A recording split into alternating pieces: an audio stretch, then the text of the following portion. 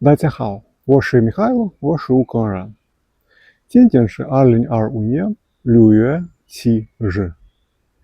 今天天气在基辅很热，也挺湿润。2年之前，俄罗斯军队在哈尔松州炸了一座大坝，这个引起了巨大的洪水，很多人去世了，很多普通百姓的房子被坏了，很多肥沃的土地没了。